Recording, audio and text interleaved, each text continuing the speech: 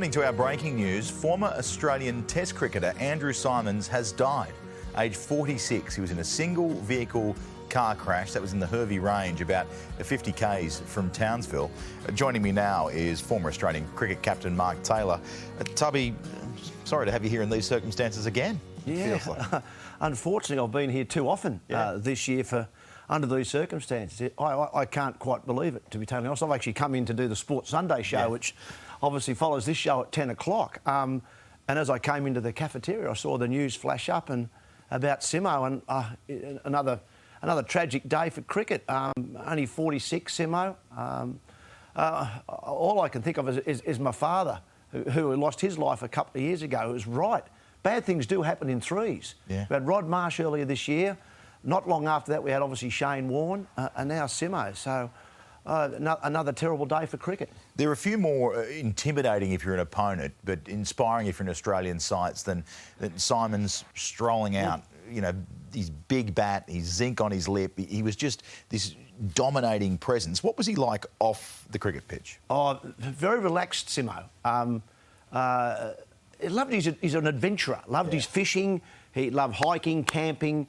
He and Matthew Hayden, good mates. You know, they loved to fish together. They'd go away to Stradbroke Island, just off Brisbane there, and fish together, camp together.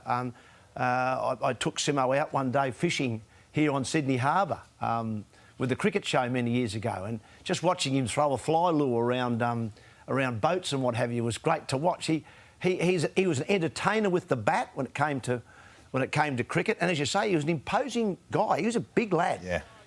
I believe, a very good rugby league player as a young kid as well, and you could see him being a good rugby league player. Very solid, well-built guy. Hit the ball a long way and just wanted to entertain. He was, in a way, a bit of an old-fashioned cricketer. You know, would not have been out of place playing in probably the 70s or 80s. Doug Walters and those kind absolutely. Of guys. Yeah. And what are some of the defining moments you remember from him? I was thinking sort of the first Test 100 he scored and jumping into Matthew Hayden's arms, but a couple of innings during World Cups where he really saved Australia at times. Yeah, too. The one I think we were chatting off air about was against Pakistan in South Africa in the 2003 World Cup. We made 140 odd. And Australia in trouble in that match. That 100 he got at the MCG was probably his defining moment because, as I said, he was out there with his mate, Matty Hayden, and I remember he jumped up and leapt in the air when he hit. I think it was a 4 or a 6 back over the bowler's head. And he jumped up on Haydos, and I think he nearly squashed Haydos's nose because his helmet came down.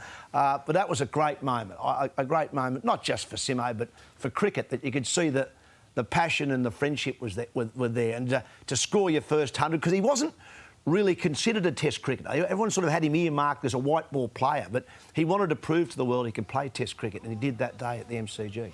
And obviously then to go on in the last couple of years as a commentator and sort of found his niche there with the Big Bash and doing some things internationally as well. Yeah, because I think people liked his very laid-back style. Yeah. You know, he lived in Townsville. When I spoke to him, I think he still had 100 head of cattle he used to muster and what have you. So that's Simo away from the cameras and away from the spotlight. Loved, I think, a bit of solitude, and said that's why he loved his fishing, loved his own time. But I think people could see when he did do some commentary that he also liked talking about cricket.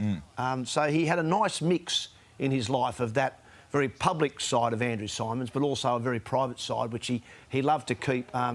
Not just to himself, but to his close mates. Yeah, well, look, a character, certainly, you know, the dreadlocks, the zinc, taking on streakers, like it was all, it's all something we hadn't seen before in what had been, you know, quite a stuffy game in some people's eyes in cricket. And it's so sad to see him there. Oh, absolutely. As I said a moment ago, he was just an entertainer.